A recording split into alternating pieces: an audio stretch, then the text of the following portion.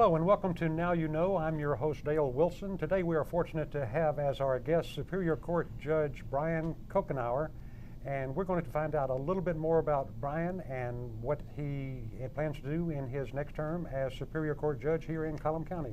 Brian, welcome and thank you for coming in to be with us today. Thanks, Dale. Glad to be here. Tell us what your life is like now with your full-time job and a full-time campaign.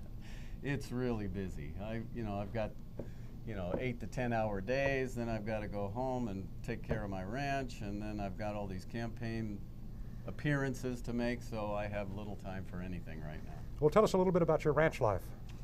Well, my ranch is 30 acres up in Eden Valley. I raise sheep and I have chickens. I have some organic gardening, but recently we're running low on water, so I haven't been able to water much. But it's a nice place. I've got solar power and animals. This coming weekend it'll be time to slaughter some sheep for meat. So do you do this for your own consumption, or do you? It's primarily for my own consumption and my family's. Well, if you get more than you know what to do with, I like mutton myself. Well, it's not mutton. They're going to be lambs. It's okay. The good stuff. Oh, okay, okay. Shows what I know. And how long have you been raising sheep? Oh boy, probably 25, 30 years. Do you ever name them? No, not if I'm going to eat. I was going to say, people. I heard something on television the other guy. A cowboy was asked, "What's his horse's name?" And he said, "You never name something you might have to eat." Well, I don't eat horse. Well, that was just. But I agree with that philosophy. So you've been in the judicial system. In fact, you were a lawyer for many years before you became 40 years I was an attorney in Collin County. 40 years? Mm-hmm. You started when you were 12, I guess. No, I'm 65 years old. Are you really? Right now, Well, yeah. you wear it well. Thanks. So you were practicing for 40 years before you became a judge? Well, I became a judge actually about 25 years ago, at least part-time. I was in district court in 2000. I became the judge for the Lower Elwha tribe. Mm-hmm. And then soon after that, I became a Superior Court Commissioner. So I've actually worked in Superior Court here in Collin County for 15 years before I was appointed by Governor Inslee last May. So now I've been Superior Court Judge now for almost a year and a half. Okay, great. Let me ask you about the difference between, I know that some people might wonder the difference between a district court and a superior court. Tell us the difference. District court is the lower court. It's primarily misdemeanors and traffic tickets, that sort of thing, small civil actions. The superior court, though, we do felonies, we do all the divorce and family law matters, all the juvenile matters, and in superior court we have all our specialty courts, which include drug court, lift court, which is for families, we have a mental health court, and we do all the motions practice and civil lawsuits. So it's the highest court in the county. I'm not going to ask you the difference between the district court and the tribal court. Excuse me, the superior court and the tribal court. But I am interested in the difference between the district court and the tribal court. Well, tribal court it has its own jurisdiction. So it's the Lower Elwha tribe has its own court, and in fact just recently they set up their own really nice courtroom on the reservation. So Does it follow common law? They follow their own statutes. They have the Indian law. Every reservation has their own code, and they follow their own code. So now, if I'm not mistaken, you set up the tribal court here for the Lower Elwha. Well, I didn't set it up. I succeeded now Justice Owens, who Susan Owens used to be the judge there. She was also a judge in Forks, and I took over when she became Supreme Court Justice. And we've expanded our jurisdiction into family law, and we had our own healing court, which is a drug court model where we'd help people who had problems with drugs and alcohol, that sort of thing. Now, what are the similarities and differences between tribal law and the, say, the Washington statutes? Well, the crimes are similar, but it's a different code and different definitions of the crimes. So you had to learn all of that tribal law in addition to what you were doing as a I don't know what to call it, the other courts. Yeah. Well, the primary issue with Native American courts is jurisdiction and who you have jurisdiction over. Mm-hmm. We have jurisdiction over Native Americans. whether they are from our tribe or from another tribe. We do not have jurisdiction over non-native people unless under under some sort of special circumstance, and it's only for the jurisdiction, the actual property of the tribe. Now, if a non-tribe member runs afoul of the law on their reservation, would you have jurisdiction on that there? Well, if it's a non-tribal member and it's a native, then yes, we have jurisdiction. If it's a non-Native American person, we do not have jurisdiction. Even if the infraction happens on... Even if it happens on, then the county or the feds have jurisdiction. Right. And where will something be appealed to from tribal court? From tribal court, there's a special appeals court process, and then it could even go up to federal level. Okay, great. And now, what's the difference between the district court and the superior? Oh, you already told me that. I think we've already kind of covered that. Now, you've been, tell me what a commissioner is. I don't think I'm familiar with that in other jurisdictions. That's we have a full-time commissioner who does our family law stuff. We have a unified family court. So our commissioner, Brent Baisden, who is a full-time employee, takes care of that for the county. And the Superior Court commissioner, I would fill in for him. I would also fill in for the 3 Superior Court judges at the time to do things for them while they're on vacation, or if there's a case that they can't hear, or under special circumstances. And like I said, I did that for 15 years. Now, commissioners are appointed or elected? They're appointed. Okay. And is that usually a stepping stone to becoming a judge, or? It can be, and it was in my case. Okay. You're from Teal University or Teal College, and I think that's back in Pennsylvania. And before we came on camera, you were telling me about some interesting experiences you had while you were in the choir there. Would you tell us about that again? Yeah, that's where I went to undergrad, and I got a political science degree. But I went there primarily so I could be in the college choir, because it's one of the major choirs in the United States, and we would take tours all over the East Coast, and we also toured Europe. And one year in 1971, I had the opportunity to go to Europe and tour for 6 weeks.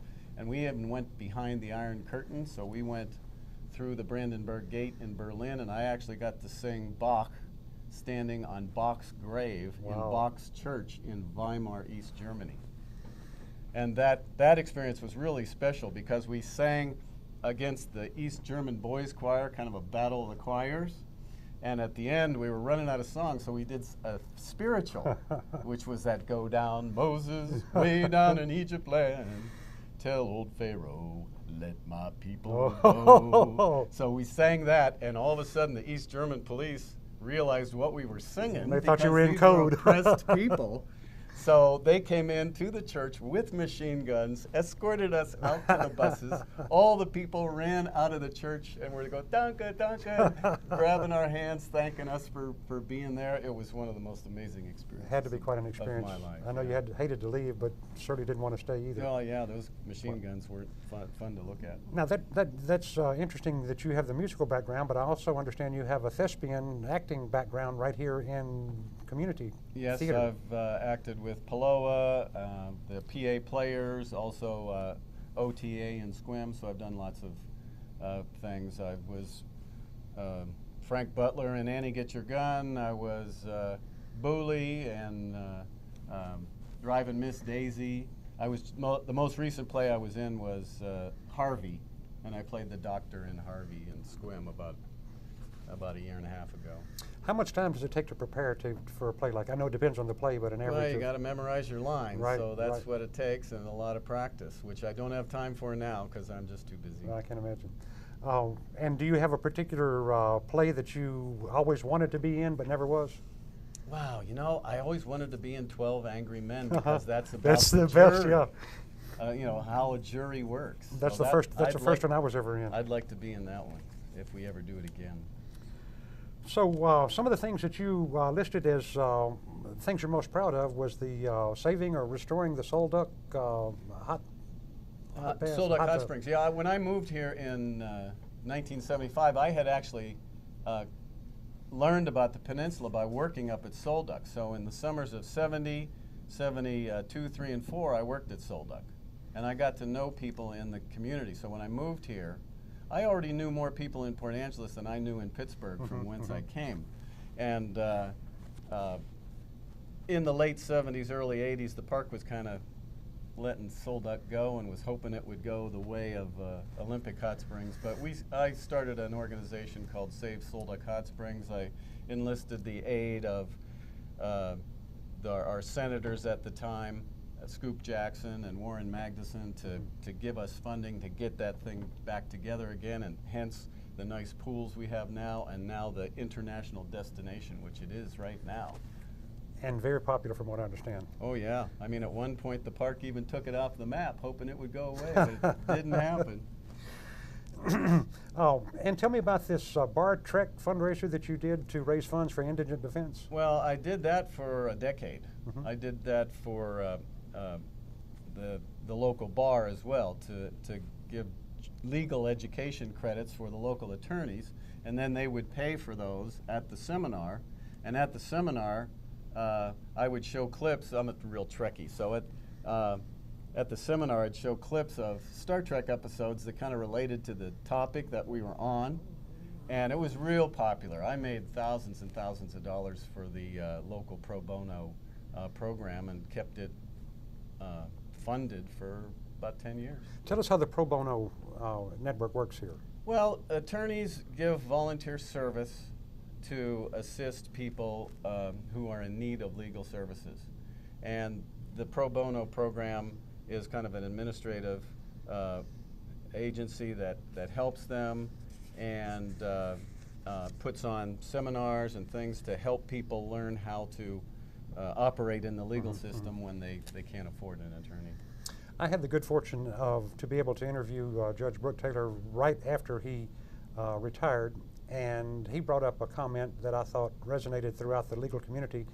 He said that we may have created a legal justice or a criminal justice system that we can't afford. At that time we were talking about the cost of a capital murder case that was going through the courts at that time. Have you any thoughts about the expense of mounting a legal battle or a trial nowadays? Well, that's why there are so many more pro se litigants, which means people that go to court without attorneys because they're priced out. They don't have the funds available to do it. So the more and more in Superior Court, we find people who come to court without attorneys and try to do it on their own. Ergo, the need for education and how to do it, but also judges that are sensitive to understand and allow that to operate within the system. What's your take on the current crop of judges and how sensitive they are to pro se litigants? Oh, I think our current judges are really good.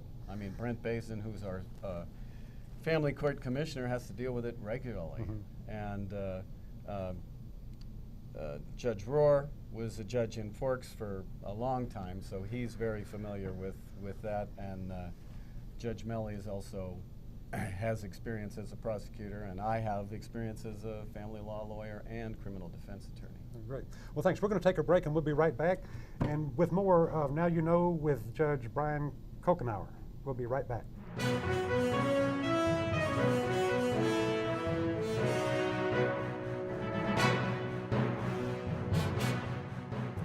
Hello, and welcome back to Now You Know. I'm your host, Dale Wilson. Today we have as our guest Judge Brian Kokenauer. I've been saying it wrong all week, so I wanted to get it right on camera.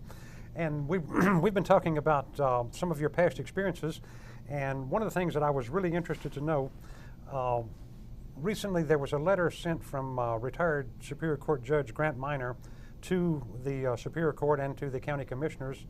What was your take on that letter, and what did it mean to you? Well, he based the letter on what is the administrative office of the courts and how many judges we need for various courts. But we actually have a letter from the Judicial Services Division that indicates that these judicial needs estimates are based on a model that was developed before we had therapeutic courts. So we have 4 therapeutic courts on top of that model. And this letter says specifically the Judicial Services Division should not, needs estimates should not be viewed as the definitive answer to a court's precise judicial needs. So that letter was based on false numbers. And on top of that, we have many other courts that we operate that we need judicial time for, and we especially have our full-time court commissioner that we've had for 25 years. We have the best family court in the state, I believe. Right. And to criticize that and say we don't need that judge is it unusual? Kind of ridiculous. Is it unusual for a retired judge to weigh in on the current workings of the court? I have no idea why he did so. Well, I've never seen it before either. You received the Pro Bono Distinguished Service Award. What was that all about? Well, that was about my making money for the pro bono for a decade and doing the bar truck, but also as a volunteer service attorney. I represented indigents probably regularly during my practice for 35 years, and I was in on the ground floor when they even created the pro bono lawyers here in Colum County. So I was both president of that organization, long-term treasurer of that organization, and one of the grunts that went out there and helped people and put on seminars for parenting plans and all that sort of stuff. Tell us a memorable case that you tried as an attorney and another one that you've tried as a judge. One of the most amazing cases I had was only about 3 years into my practice. I was appointed to represent a young Native American kid, 16 years old, for a murder here in Colum County. So I was barely out of law school, and I was representing this guy for in a capital murder. case. Wow. And well, it wasn't a capital case. It wasn't the death penalty. Oh, okay, okay. But it was a murder, and I tried the case, and there was a guilty verdict, but I appealed it to the Supreme Court of the state of Washington, and they reversed 9-0. Wow. And it came back to Colum County, and the charge was reduced to manslaughter. And at that time, Judge Chamberlain said, "Well, I don't agree with those Superior Court judges." So we kind of joked that was the 9-1 Supreme Court decision. And as a judge, what's a memorable case that you've tried? Well, one of my first cases right out of the gate after I was appointed was a 3-week sexually violent predator commitment proceeding, which I don't think either of our sitting judges, other than me, has even tried one, and that's only the second one done in Colum County ever. So I felt pretty good. That made me feel like I can hit the ground running if I can go straight into the job and do a 3-week jury trial. And when I did go in and talk to the jury, they were amazed that was my first trial in Colum County as a Superior Court judge. But of course, I had tried many cases over my 40-year career and done many jury trials in district court previously and in the tribal court. On the national scene, is there a particular attorney who impresses you or whom you look up to, maybe even emulate? An attorney? I always did like Jerry Spence. He's a buddy of yours. Well, he's kind of a cowboy attorney. Of course, I'm always the guy wearing the bolo tie, and he wears bolo ties and a buckskin jacket. And he was always a great defense attorney, so I was always a Jerry Spence. Now, in his autobiography, he says that law school is a fraud, that people should just go and get a good liberal arts education and learn how to weave storytelling into the elements of their case. How do you feel about that? Well, if I had it to do over again, instead of going to political science, I probably would have gone and got an English major, because that's the tool you use. You use the language you use in it, and as a trial attorney, you kind of have to be an actor, because you have to tell a story, you have to convince people of something, and so being a trial attorney is like being a thespian. That's why I know so many lawyers who are good actors. And I think you mentioned earlier that Judge Wood was also active in the local... Yes, the guy I succeeded as judge, he was a great actor, and he did lots of plays here in Port Angeles. Does the sitting judge have any influence over whether, in a capital case, if the prosecutor will go for the death penalty or not? No, that's completely prosecutorial discretion. Have we gone too far with prosecutorial discretion in the law now? I mean, for a long time, it was a lot of that discretion was left up to the judge, but now it seems like it's gone over to the prosecutors. There is less judicial discretion because of the Sentencing Reform Act. And that was something that's been imposed by the legislature on us. So judges now have certain guidelines that they have to follow in giving a sentence. So that does take away from judicial discretion. I didn't like it, and the prosecutors were for it when it was brought in, and now the people who complain about it the most probably are the prosecutors. Are you the only judge in Clallam County that has sat on every bench in every court in Clallam County? I believe I am. The only Clallam County court systems that I've not been judge of was the Quileute and the Macaw. Everyone else, every other one I have presided over at some point in time. And I'm sure you have memorable tales for each one, and we won't go into now, but I'm sure that you do. So you were singing a while ago, and that sounded pretty good. Are you still involved with music at all? Yes, I'm still involved with music. Right now I'm kind of too busy to do it myself, but I do have a good friend of mine who's come up to Port Angeles several times in the last few years, Pato Bonton and the Now Generation. He's become a really good friend of mine, and he actually did a short promotional video for me. Outstanding, great. Like to see it? Yeah, we'd love to see it. Okay, great. We'll put it on. We'll put that on at the tag end of this then. All right. Tell us what you plan to do for the next for your next 4 years. What do you like to see happen on the Superior Court here? Well, I'm going to do the job, which is mostly the work that you have to do. But one thing that's important for the next year is we are going to be switching to the Odyssey system, a judicial information system. So for the next year, we have to prepare for that. That's going to be more paperless and not using files, more computer work, being able to generate information right there on the bench so you can find things as the case progresses and have the information at your fingertips. That's something we judges have to learn, and the clerks and our court system has to implement that. So that's going to create a lot of tech expenses and new work for both the judges and our administrative system. So that's really what we have to concentrate in for the next year. If there was one law on the books that you could just excise it out of the law by the fiat, what would that be? One law that I would want to get rid of. I don't know. I'm an interpreter of the law. As a judge, you're the guy you don't who criticize them. interprets Okay. the law. But we don't make the law. The legislature does Right. that. What is a question that I should have asked you and did not? Oh boy.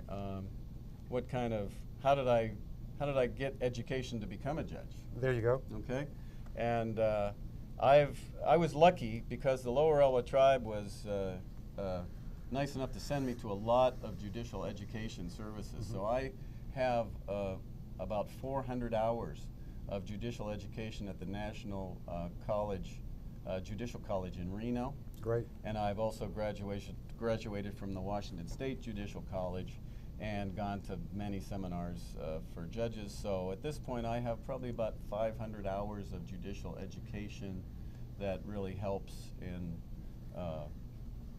doing my job. And I was even in the later years actually assisted in being an educator at the National Judicial College. So I actually had an opportunity to be a teacher. So that's what every student should aspire to, is to become a teacher in what he's learning, I hope. Right. Judge, it's been a pleasure to have you here, and we really appreciate your time. Thank you very much. Thank you, Dale.